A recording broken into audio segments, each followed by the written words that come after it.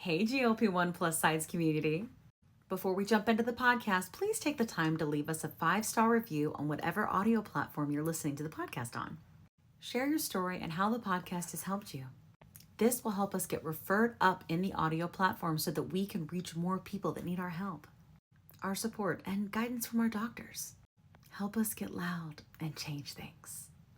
Are you interested in understanding GLP-1 medications like Ozempic, wegovy, or Mounjaro?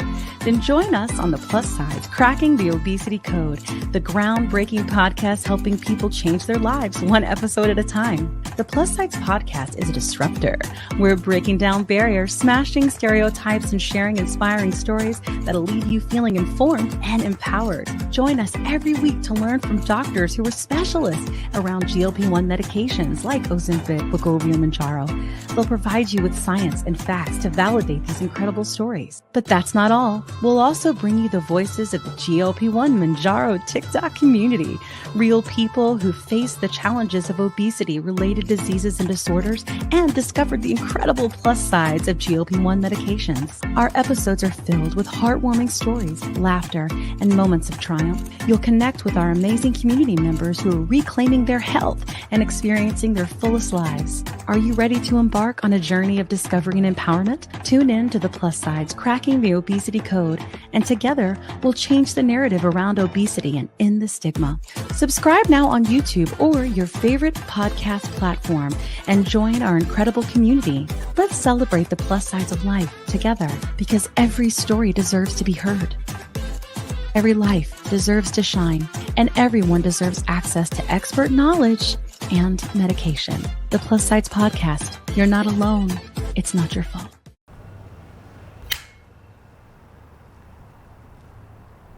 "20 seconds a week to lose 20% of your weight in a year with diet and exercise." That's the power of GLP-1s through Ro.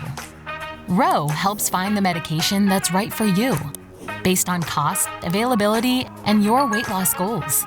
Losing weight with GLP-1s is possible through Ro. Welcome. Hey, everybody. What's up? Hello. Co-hosting with us today. We're so glad to have you. I'm so glad to be here. Okay, lovely. So for new people, hi, welcome to the Plus Sides Podcast. So we on this podcast focus on all the plus sides of treatments for the disease of obesity. It is not just about weight. As a matter of fact, it's not about weight at all. We just think it is, because that's what diet culture has told us forever. But truly, especially with GLP-1 medications, which we try to educate on a lot, because it is, really, I hate to say the newest, but when it comes to Mounjaro, zepbound, the newest, right? Right. Form of treatment for obesity, for insulin resistance, and incredibly effective outside of surgery. And so we really want to talk about that. We talk about surgery on here. We talk about other medicines. We talk about food. We talk about movement. We talk about nutrition.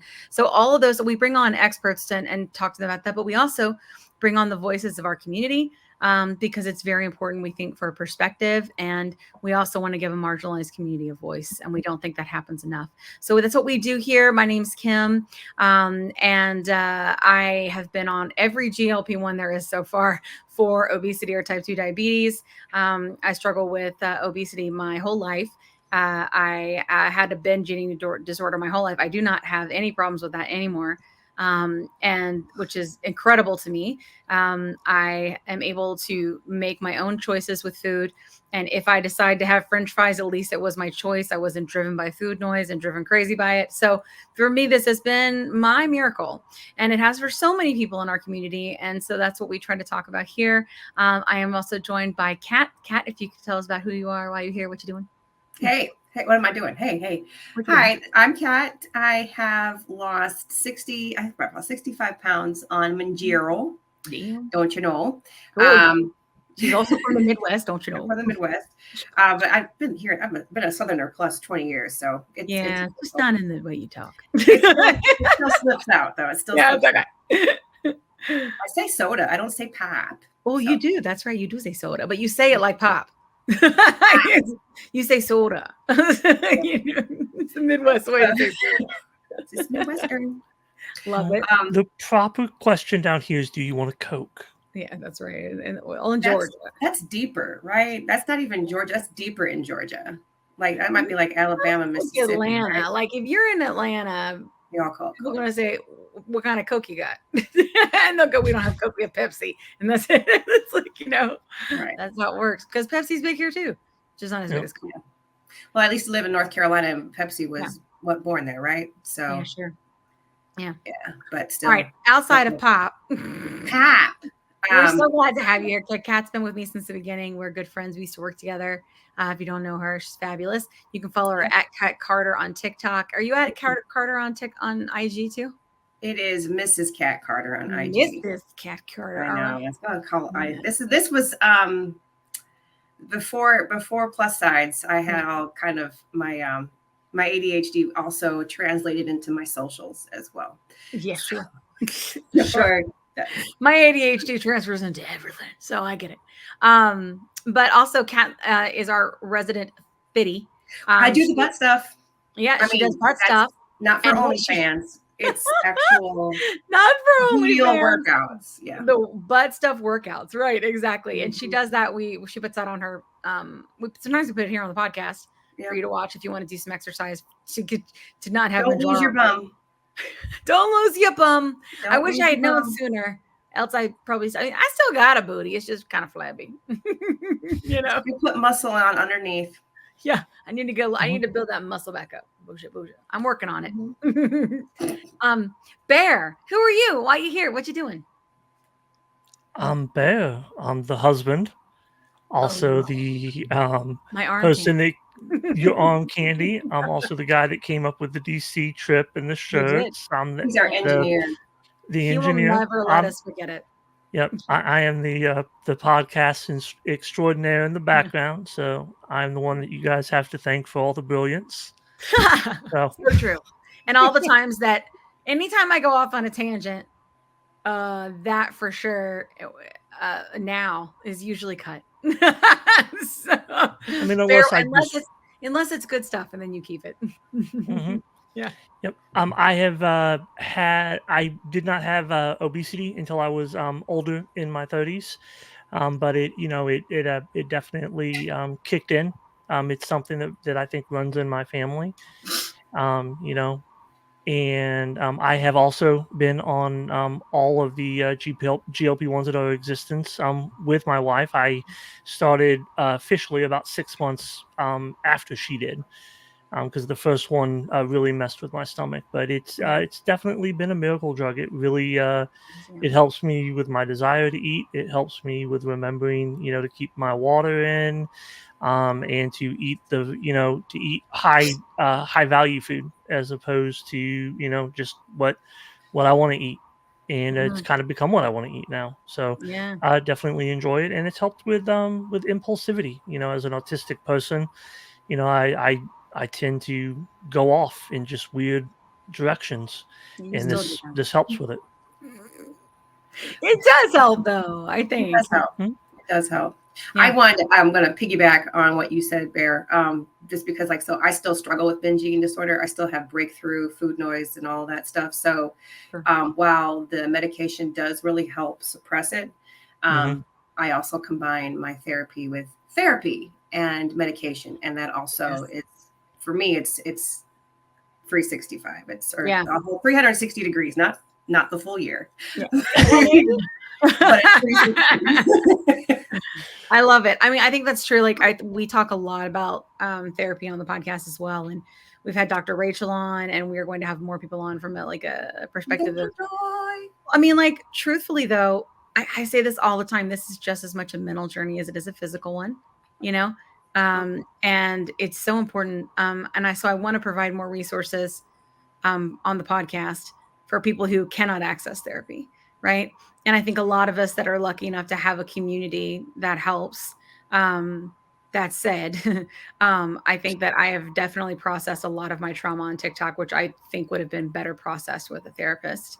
Because sometimes processing your trauma and vomiting it all over the internet can make people upset, And we're all going through it. And I wish that but it is you're especially 2 years in, I'm evolving and changing, and I'm still the same person, but it's a lot. You live in this big body for most of your life, and there's just a lot of trauma because our society is just not accepting of big bodies. They're just not.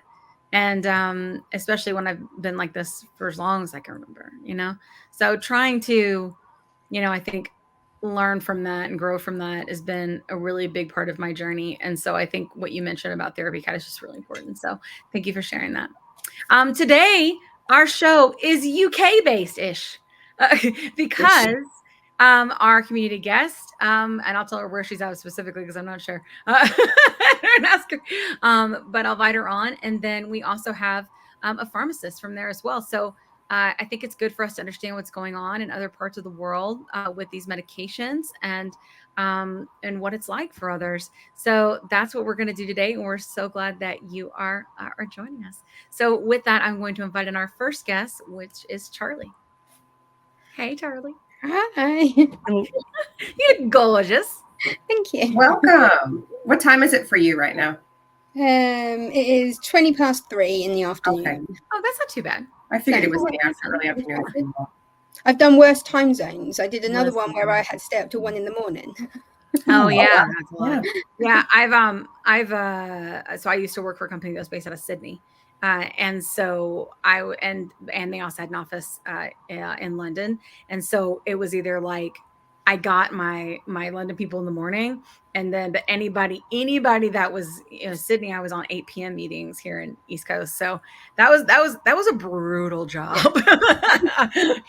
So I'm kind of glad that's over, to be honest. But at least I think the London was more workable. So I'm so glad you're here. So where are you based specifically?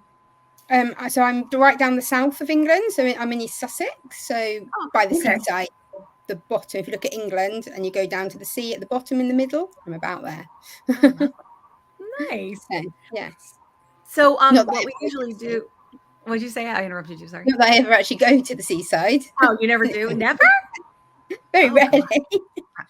Is it just not a good sea? It's a stony beach. Ah, that's why. Yeah. We need sandy walk. Sounds like a good walk. Yeah. Wow. I think sometimes when you're in somewhere where there's like a point of water, like a point of interest, you just get so used to it. You don't even. Yeah. We go to other people's beaches. Like we get in the car and drive to other people's beaches. They're better, but other people drive to our beaches. Yeah. Mm-hmm. I get Kat, it. can you move your mic closer to you? Of course. Thank or you. Is it my menopause fan? No, it's more of an echo. So I feel like it's echoing from your office and not your mic. Can you hear me now? Yeah. Can you get it close like that? Okay. I'm going to move my menopause fan to the other side. Okay. Listen, it's a thing. Thank you. She's on low. Okay. That's all. Personal summer. Okay. So what we do now, Charlie, is I know we connected on TikTok, which is fantastic. I'm seeing so many more people from other countries, which is awesome. And we'd love to understand your journey personally. If you can just kind of tell us when you started struggling, whether it was, weight or relationship with food or anything like that, and what it was like for you. And then what it's been like with you since you've been on treatment. We'd love to understand that. And then we'll invite in our other guests and we'll all have a roundtable and a discussion and learn together. Okay. Okay. All right, Kat and I are interrupters, so we're going to go on mute. So I never really had any problem with weight until I probably hit about 20. I was a skinny kid. I was a skinny teenager. So I know a lot of people have battled their weight from childhood, but that wasn't the case for me. I was actually nicknamed chicken legs at one point because I was skinny, like literally very skinny. And I could eat everything and nothing ever had an effect. I had such a good metabolism. I don't know, I could eat everything. When I got to about 20, that's when sort of weight started to come on. And the thing is, I was eating the same as I've always ate, but for some reason, I now gained weight.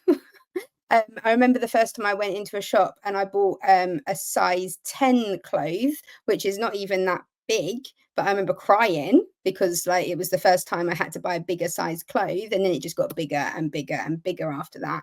I did all of the normal things that people tend to do. I did Slimming World, Weight Watchers. I think you have them there, don't you? Cambridge diet, is that a thing in America? Basically, that's a starvation diet. You just drink milkshakes and it's 800 calories. a day. That's all you're allowed. Sounds like MetaFast. Yeah, similar slim fast type thing. I did all of those things, and I would lose weight, and then I would gain it back the moment I sort of stopped doing those things. I've joined gyms, I've done exercise classes, and my problem is not that I can't lose the weight. I can lose the weight, and I know a lot of people struggle to even lose a pound. I can lose the weight. Keeping it off has been my problem. So I may as well use the Mounjaro to lose weight. But my main plan with my Mounjaro is to help me keep it off. I can lose the weight by myself when I put my mind to it. I just, for some reason, I mean, I know the reason. I want to eat too much food, I'm sure of it, but I can't seem to control it. So I end up I spend a few months happy and slim, and then it all just starts piling back on again, and I just repeat the cycle. I've probably repeated that cycle 10 times. So I've got literally clothes of every size under my bed because there's no point throwing them away. I will cycle back through them. And just nothing I did ever managed to make a permanent change in the way I treated food and the way I desired food and the mental torment I had by telling myself I can't eat the food. I would go, so it was very torturous. Being slim was very torturous in my mind because I couldn't eat any of the things I wanted to eat, and my mind was always telling me to eat them. And I would go all right for a few months, maybe even 6 months, and then I would break and I would just start eating it all. So it's definitely a food thing for me, but for some reason I've just not been able to get a handle on it. So then I was researching. I don't know how I came about Mounjaro, actually. I'm really annoyed that I didn't find Wegovy, because Wegovy's been around for a few years in the UK. I would already be slim, but I didn't find it. It wasn't talked about. So that's why I think it's really important that everyone is talking on TikTok, because it will allow more people to find this stuff. Because if I'd have known about Wegovy, I would have done Wegovy. So I think I came across quite randomly on TikTok. I don't know whether it was might have been Half of Amy, or it might have been Lose It with Annie. One of them was talking about Mounjaro, and I was like, I need to do that. Wasn't out in the UK yet, so I waited. And the minute it was available, I bought it. And it's been fantastic. The weight has dropped off me. It literally has dropped off me. And that is, again, because I don't really have a problem losing weight. So the weight has dropped off. And obviously I'm not in maintenance yet. That my battle has not started. My battle is not the weight loss. My battle is keeping the weight off. That will be the battle. And it's just, I've had no side effects. I've had no bad symptoms. I've just got on the scales every week and I've been down a couple of pounds, and I've no bothersome voice telling me to go and eat the food. And that was my problem. And now that problem is gone, there is no problem. That's it, really. And it's been, I love it. There's just nothing bad I could say about the medication. It's worked so well for me. So how has it been in terms of, if you're okay for me, if you're uncomfortable with questions, you just let me know. I'll take it out. Everything's on TikTok. So. All right. Well, that's how most creators are. They're like, Right. I would love to understand, because I feel like you're talking about regain, and that's very, very common. I would love to understand if when we talk about food noise, if that resonates with you, and what that's like for you before, what it felt like for you before, and then what it feels like for you now. Yeah. So it's a really hard thing to describe. I've tried to describe it on TikToks a few times. So I had heard the concept of food noise about TikTok. I hadn't heard of it prior to that, but it's quite widely spoken about within the Ozempic, Wegovy, Mounjaro, GLP1 in general community. And I was like, oh, that's a load of rubbish. Telling you to eat food. I'm just being greedy, because that's what you think, isn't it? I'm like, I'm just being greedy. They're just being greedy. We're all just being greedy. And there's no such thing, until I took the Mounjaro. And in the morning, there was no more food noise. And I felt a bit silly. That fast? Yeah, it really worked well for me. I took it at 9 p.m. on Tuesday night. And the reason I realised is because it had got to 3 PM and I hadn't eaten anything. Not that I advocate that. That's definitely not the right thing to do. But This happens. it was my first day. Do you know what I mean? And I hadn't even remembered to eat. And that was unheard of. Yes. So unheard of. Not only was I not physically hungry, it was the head hunger. Like I work and I'm out in the car all day going from one place to the next place. I'm a community worker. And I pass bakeries, I pass supermarkets, and I'm usually stopping at those places to get my breakfast, to get my lunch, a sausage sandwich, a bacon roll, some sort of pastry. And it didn't even occur to me to stop for those things. And it wasn't until I got home from work and I realized I hadn't eaten. And I was like, nothing has told me to go and eat food today. So it was amazing. I didn't think I had food noise. I didn't believe what food noise was. I honestly thought it was a load of rubbish until it turned off. And I think it's a hard concept to understand until it turns off. Because I don't think, you just think it's normal. That's just the way the brain is, and it's just normal. And so if you've had that like for many, many years, I don't know at what point I got food noise. It just must have turned on one day.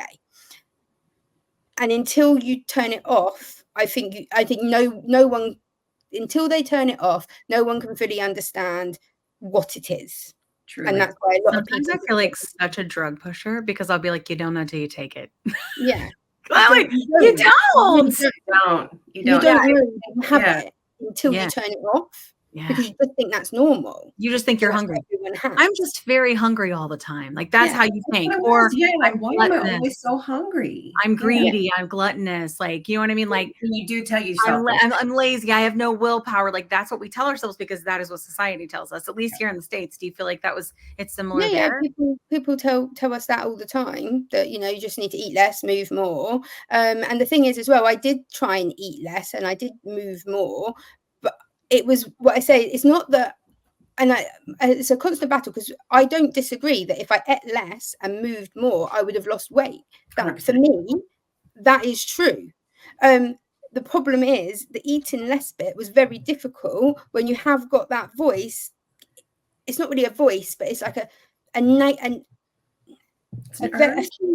an urge, a desire to eat the food. And it's very difficult to ignore it. And you do ignore it for a time, you ignore it for several months. And eventually, though, you break and you start eating again. And if you've never known what is the experience, then I don't think you can really easily understand it and understand that eat less, move more. Like, because it's a very difficult point to argue with, because when people say it, I was like, well, yes, if I ate less and moved more, I would lose weight. Of course I would lose weight. I can't lose a ton of weight, but I can lose like 30 to 40 pounds and then it returns. Yeah. And I white knuckle the whole way. You know? See, for me, if I literally do eat less, I lose weight. I cannot maintain that because of the voice, and I break. I just break. At some point, I break. Describe it with break. Yeah. It's like a mental breakdown. It perfectly describes it perfectly. And then you shame yourself, right? You live in torture every single day, denying yourself. And there's only so long you can live like that for, denying yourself, before you eventually break and you start eating the food that your mind is telling you to eat all the time. And it's a very miserable existence as well, you know? Yeah. And I don't know if you've ever heard Dr. Rosen talk about this before on our podcast or anywhere. But what he explains to us, and he does such a good job at explaining it. It doesn't matter if you're my size or your size. Like if you've struggled forever, if you haven't, is he's saying that once your body gets to a level of metabolic unhealthiness, right? That is exactly what we're describing from a scientific perspective. What's happening in the body is our body's like, we're in trouble. We need to store for the famine. And so our body sends messages to our brain. This is what happens in a body with a metabolic disorder. Sends messages to our brain that says you need to eat. And not only do we need to eat, we need to eat a lot. If you find it's not just the noise, right? It's we need the bakery stuff. We need the carbs. We need the sugar. We need the high caloric things. We don't crave things like protein. I've never craved a salad in my life, no matter how hungry I am. Yeah. So what he was saying is fried is chicken on it, right? that's where the whole like that's where the whole like it's not your fault thing comes in. You can't help it, right? Your And I body's think designed to make you want yes, to eat like that. Like we are set up like evolutionary speaking. It's episode 5. It's my absolute favorite episode. yeah. With Dr. Rose, and I just freaking love it Yeah. because evolutionary speaking, who survived back when we were hunter gatherers was those who could make it through the winter. So the people who could store body fat, basically. And so when we get metabolically unbalanced, is kind of the way that I look at it. When we get that unbalance going on, our body is constantly in that, okay, we've got to store up, we've got to store up, we've got to store up, we've got to store up. So no matter what I do on my own, my body's still going to work against me. I have to have something that helps me balance that fight. Yeah. And these GLP1s, this hormone that our body naturally creates, is just when you're metabolically unbalanced, it no longer creates it anymore. Once that's created for us, we can have a fighting chance against our body. Yeah. We can actually be able to control what our body naturally does. Yeah. And it's to me, it's a godsend. But I was very similar to you, Charlie. And as a child, I was extremely skinny. My dad told me I was chicken legs all the way up until I was 15, 16 years of age. Maybe you still He chicken told me, see, even she tells me I have chicken legs, and I'm a big guy now. So that really resonated with me because I was very similar, and I didn't change the way that I eat. I still eat very similar to how I've always eaten. There's not really a change to the type. It's just the amount of food, but very similar because it just really resonated with me. I think it's interesting how like we eat nutritiously. I don't know about you, Charlie, but I am a big believer in not diets and everything in moderation, like mostly nutritious food. I haven't really changed what I eat that much. Really, it's volume. It's volume. I have still been to McDonald's good 10, 15 times in the last 6 months, like with the kids. We've still had takeouts and had them delivered to our home, Chinese food, Indian food. They're very popular here. I don't know how popular. And kebab shop food, which is Turkish food. And they get delivered to the house. I've still ate all of that. It's just when we order like a Domino's pizza now, instead of eating like 3/4 of a large pizza, I have 2 slices. Yeah. And I'm done. Absolutely. And I'm happy. But the thing is, I'm 2 slices and I'm done and I'm happy. Whereas when I'm on a diet, I'm 2 slices and I'm making myself stop. And I'm unhappy that I've had to make myself stop because I want more. Whereas now I have 2 slices and I'm happy. I don't want, you can pay me to have another slice. Yeah. Like, I totally can relate. I mean, I think that's what's so cool is it's like when you're making the choice, like, I don't know, like the freedom of this, right? Like when you're making the choice of what you're going to eat, at least it's yours, right? Yeah. Because it's like you said, like it's this drive and it literally is like a visceral response. Food has definitely been a very dominant voice in my head. That's not the main focus anymore. Dieting, exercising, and adding GLP-1s through Ro is a game changer. I have such a sense of mental freedom since I started with Ro. Food no longer controls my thoughts. Family time used to revolve around food, and now it revolves around what we're gonna go do together. And that made me feel better. Like, I think that sounds weird, but like, Dr. Rosen was telling us, like, and I know we don't have him today, but like he's a bariatric surgeon as well. And he's been, dealing with obesity since the beginning of, working. And he was telling us, he's been on Dave's show too. I don't know if you watched Dave's show. But he was telling us that the reason that 50% of people regain their weight that even have surgery, even though that we know surgery is the best numbers, right? He's like, it's because it's obesity. It's because of all that is because of the insulin resistance. It's because of how that is a diseased body, right? And so he was telling us that even then, it's like, it's just this regain. Like that's why it happens. Like it's not your fault, right? Like your body's like, we got to do this. And not only is that happening where you want to eat more, not only that, your body's actually starting to metabolize differently to figure out how to store the fat, right? In your middle, right? Like it's been like, we got it. It doesn't know that losing weight is a good thing. And he was telling us that when they discovered GLP-1s, I feel like you would like this. When they discovered GLP-1s, they were doing bariatric surgery on patients that had obesity and type 2 diabetes. And when they did it, when they did this surgery, they were, obviously taking the bottom of the intestine where the GLP-1 actually occurs, right? Bringing it up. And so it was naturally, if you will, raising the GLP-1 within the body. And there were people that were walking out after bariatric surgery that were in remission or cured, or however you want to look at it, of type 2 diabetes. Just like that before they left. And that's when they were like, maybe type 2 diabetes isn't about weight. Maybe it's not about weight. Maybe it's about the GLP-1. And that's how they reverse engineered that and made these. Isn't that fascinating? Yeah, I didn't know that. Yeah. I know. I don't know how they came up like with the concept. Isn't that fascinating? And that's why we had those ones. So I think in your country, I believe that you guys had something called Saxenda, which you guys have had a long time. It's horrible. I haven't used it, but my sister tried it. It makes you very sick, and it's a daily injection. Yes. John and I both took it. It was okay for me, but nothing as good as like Mounjaro or wegovy. It messed up my John could not handle it. Made him so sick. Like I tried it for like a week, and I could not. I just stayed on the low dose for a long time, and I was okay. As long as I didn't rush up and dose, I was actually okay.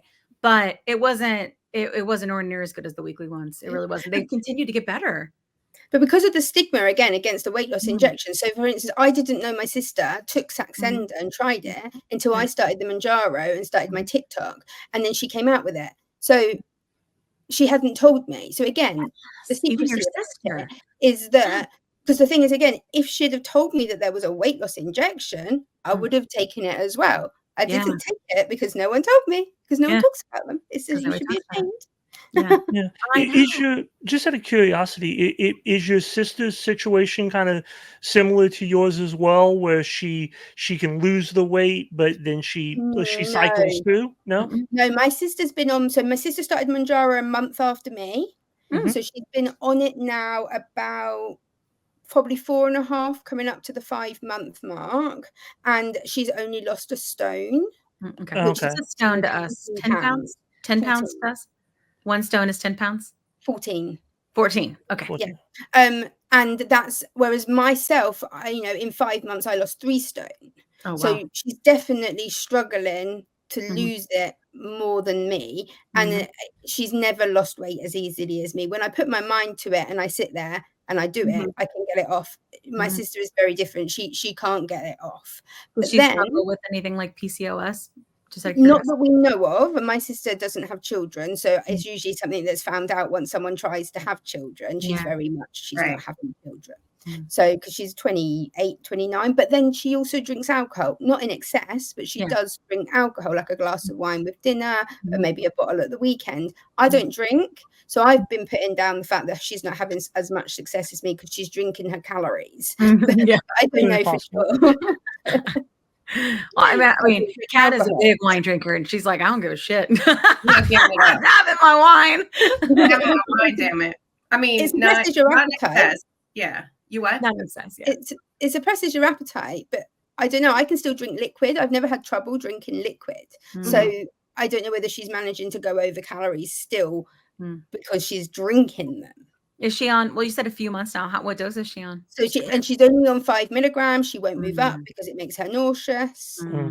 So she won't move up until she stops feeling nauseous on 5. And I've told her you just need to go for 7.5 and just get over the side effects. Like once you've jabbed it for a couple of weeks, it will subside. It will subside. Yeah. Sisters, they don't. Is she your older sister or my younger sister? Younger sister. Oh my God, mine won't listen to me either. They're not. Actually, it took her a really long time, my younger sister, and then she got on wegovy. I'm gonna have her on the show. And then she got on Wegovy, and finally, I mean, it took a year of me being for her to see what I was doing and see the podcast and see the socials to be like, maybe there's some genetic to this. My whole family, other than one of us, is on that. So my mum is on it. My sister is on it. My husband is on it, but that's not blood relation, obviously. Yeah. But as it happens, his mum is on Ozempic, but that is from the doctor for her type 2 diabetes. Okay. And she's not losing weight, but that is because they do not give you the weight loss doses. Once her blood sugars are under control, so from the NHS, once your blood sugars are under control, they'll leave you on that dose. What does NHS stand for us to learn? National Health Service. Okay. It's a bit like our insurance in a way. Like we it comes out of our wages. A section every month of money. I pay about £200 a month towards the NHS. It goes on how much you earn. What is £200 in dollars? Do you know? 200 is almost the same. It's almost the conversion rate is almost dollar for dollar at this point. It is almost. I think it's maybe 80p, whatever the cents, 80 cents to a pound, I think. It's almost the same. Interesting. Okay, cool. And so you could just walk into a doctor's surgery, make an appointment, and if I needed emergency treatment at the hospital, it would all be free at the point of service. Yeah. And things like diabetic medication you would get free. But they're doing it to maintain her diabetes, not for her to lose weight.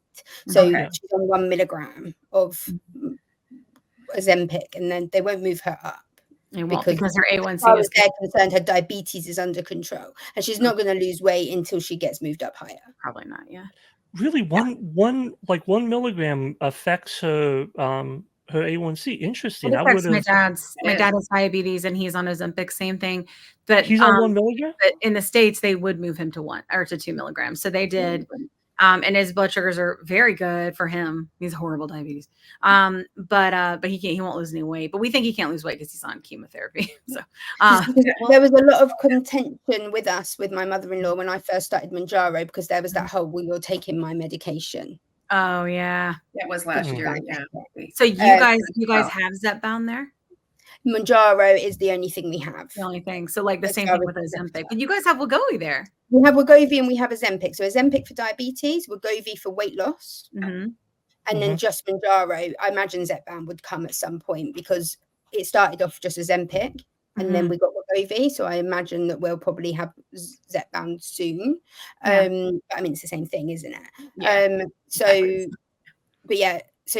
they won't move her up. She's not losing weight. We did have an argument, but she wasn't massively happy about my taking diabetic medication, even though I'm not taking her diabetic medication. Right.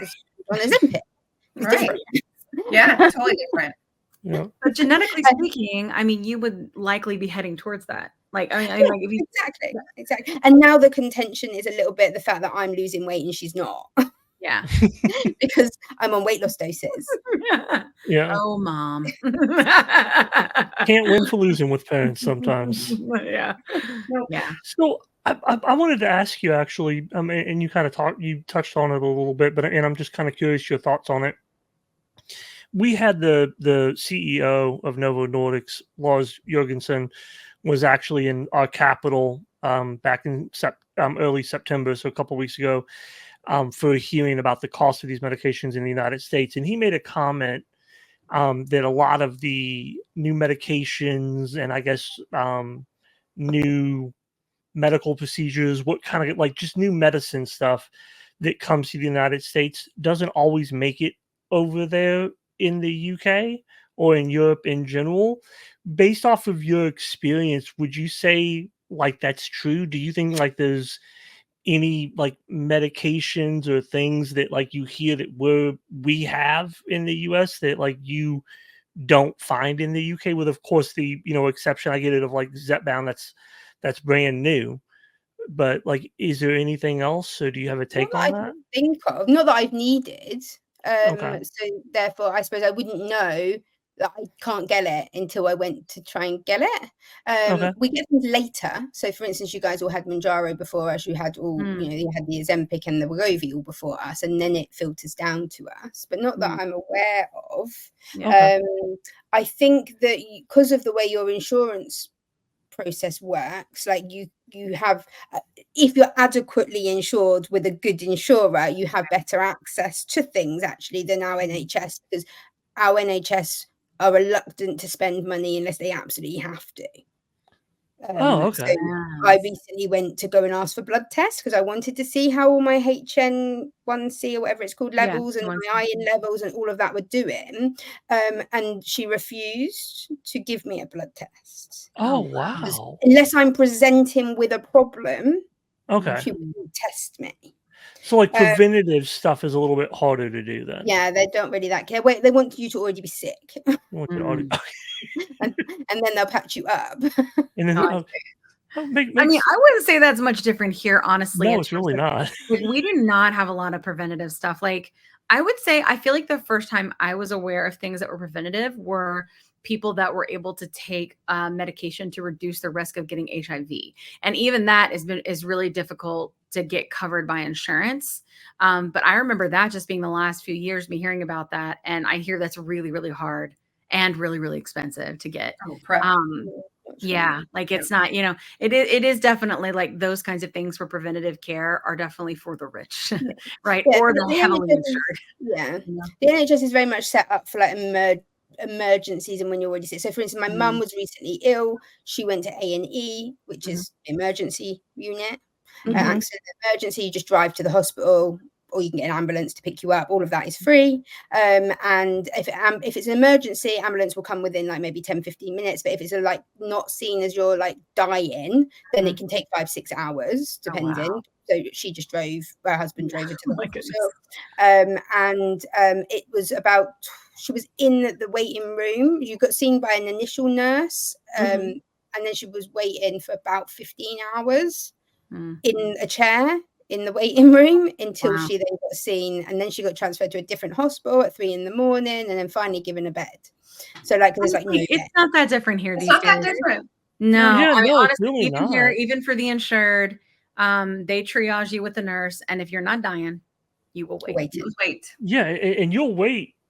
Yeah, hours. Like when my lap band slipped, we went to a place and we're waiting forever, and then we went and we're like, we're gonna go to a different ER. We called around and found an ER that wasn't as busy, and we drove there. Because we go for such minor things, so they don't perhaps need an emergency service for. So I think that's what causes a lot of the delays. Like you see people there like with a cold. Yeah.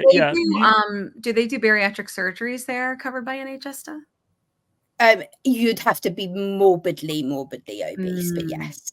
I don't know what the criteria is, but I would imagine it to be a BMI of maybe 50. Get something like that. And it's a long wait. So to get bariatric surgery, they have tiers. So you have tier 1, tier 2, tier 3. Tier 1 is where you go to like your doctor and you say you want help with your weight, and they'll send you to like a specialist appointment to speak to someone. You go to group meetings, talk about your feelings, learn about nutrition. You go on courses to learn about food. People know all of that. Like we know how to eat. So all a waste of time. Don't need to talk about the feelings for most people, I think. And then you go to the next tier, and then the third tier, they'll take you to the hospital, take you for bariatric surgery. That whole process can take 4 to 5 years. Woo! You'd be passed away by then. Yeah, I mean, I don't know whether like 4 to 5 years. Sometimes it's like that in the States too, though. Because if we have access to medical surgery, 6 months it took. Yeah. When you went to get your Mounjaro over there, do you have to have like a prescription, or do you just, it's kind of like I want to take this. We want to invite in Naz before you ask. So Naz can probably answer that. Well, I was just Charlie to answer it too. But let's bring it. Well, I just wanted to know her experience. Like when you went to do that, what was that like? Yeah. So you just you Google Mounjaro. That was my process. It wasn't actually, Naz was not the first pharmacy I've been bought from. He's my third, but my favorite. My first one though, it was I just googled Mounjaro UK, where can I buy, found a brand, a pharmacy, and I knew the name of the pharmacy, like it was a household name, so therefore I had trust. I filled in the consultation form online. It was then checked by a doctor, and then they sent it to me within about 3 days in the post. I had to take a picture of myself in the mirror, prove that I was indeed fat. Yeah. Wow. And I also had to send a picture of myself standing on the scales, and my feet needed to be in the picture, and a picture of the scales. And this, I think, is because there are a lot of people trying to get it, and they're actually dangerously underweight. Yeah. And they get their hands on it. So I think it's a little bit horrible having to send the picture in to prove that you're overweight. But then I understand that like it's important that we keep the medication out of the hands of people that are lying on the forms. Yeah. Right. Yeah. That makes A lot. You see, and there's been people in hospital recently, and there's been some bad press over like Mounjaro and how easy it is to get, because you've had I see on TikTok comments all the time. People are for the scale picture, they're holding a dumbbell and taking the picture. You know, so the scale looks like it's more than it is to be able to get the medication, and then they're ending up in hospital because actually they were anorexic. Yeah. And they were barely keeping themselves upright with their low weight as it was, and then they've jabbed that into them, and then they've sent themselves to hospital. And of course Mounjaro gets to blame these dangerous weight loss medication when actually it's because it was been inappropriately been used. I definitely think we have that here with people accessing compound. It is harder to get a doctor to prescribe these for you if you don't fit in with one of those categories in this country. It's hard to get. It's hard to get doctors to prescribe it for you at all here. Like it really. If you fit the criteria, you got BMI over 30, and that's all it is really. A BMI over 30. BMI over 30. You can buy it. It's not difficult, and you'll have it next day delivery. I actually think that's great. Why not? You know what I'm saying? Like they make it way more difficult here, and yet we still have a shortage, even though, right? Like it's crazy. Anyway, with that, let's talk about that subject. But first, let's bring in Naz. Naz, if you could tell us a little bit about like who you are, what you do, and how you help people. Hello, everyone. Can you hear me? Yes. Okay, fantastic. We're there. So yes, hello everyone. My name is Naz. I am a superintendent. So in the UK, each pharmacy / prescribing service has a superintendent pharmacist, and we are in charge for ensuring that the laws are being followed, patient care is being handled appropriately. And I essentially piece all that together for Cloud Pharmacy, and I've worked with Cloud for almost a decade. That's awesome. Very cool. So we'd love to know a little bit about how this works on your end. So like hearing what Charlie has told us about her experience getting the medication, being on the medication, and also some of the issues with people getting it maybe inappropriately. What's been your experience with that? Okay, absolutely. So whilst I was listening, you mentioned wegovy, Ozempic, Saxenda. So we started off, so we're not a standalone weight loss service. We offer treatments. So we started off as making healthcare accessible for everyone. Whatever can be provided safely online. So when it was then deemed that weight loss could be prescribed digitally, we did Saxenda. So Saxenda is liraglutide. It's the once daily injection. I have actually taken this myself, which gave me a good understanding of how patients might feel. And I agree with you. I did not enjoy it at all. I think I used it for up to 2 weeks, and I thought, I quite like my size. I will take that. I will accept that. So it was interesting. Saxenda then had a shortage, and it wasn't available in the UK for a while because global demand was so high. So when you touched on Novo Nordisk operate in every continent, and when they started offering it privately, I guess in the UK, with the US demand especially, we weren't getting the allocation. So there was no Saxenda, there were no GLP1s available. Then, as wegovy came out, Saxenda became available again, and oddly, we still have a lot of patients on Saxenda. So, although the clinical data suggests Saxenda is not as effective, and actually it works out more expensive in the UK to use Saxenda, given that you need to use 5 pens in 1 month when you're at the maintenance dose.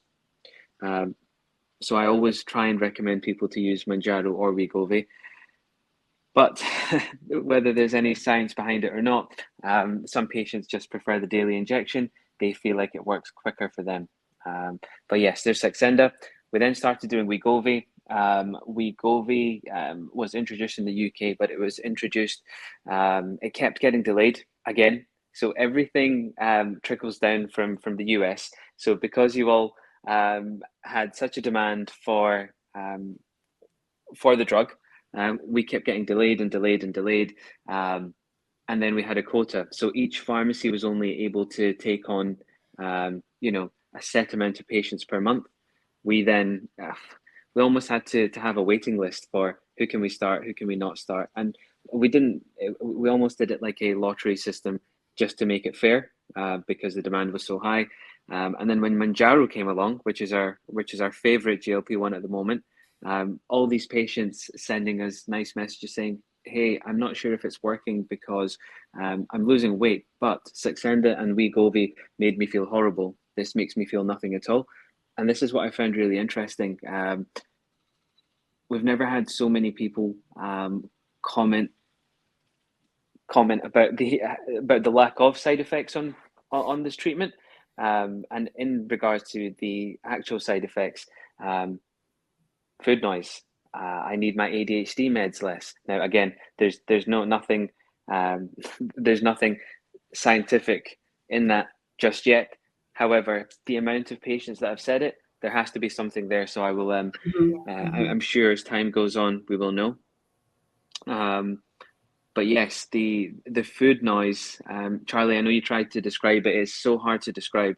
It's almost like having a voice within you that says, hey, you don't need it. Or, the part of your brain where you're craving food, it just turns it off. There's a button there. That's all it is. It's like a switch. Boom. Done. Like a switch. And that's what, and I don't know if you guys back. I have had it back. So like when I'm nearing a jab again, or I needed to change dose, I know when I need to change dose because it's back and it is, and the voice is there all day long for a couple of days or something. And so like I know it wasn't just in my mind 6 months ago, because even now I'm reminded of the food noise because it has returned on occasion. And this is why I will never stop taking a GLP-1. I know that the voice is still there. I can't cure the voice. Yeah, no. There is no cure.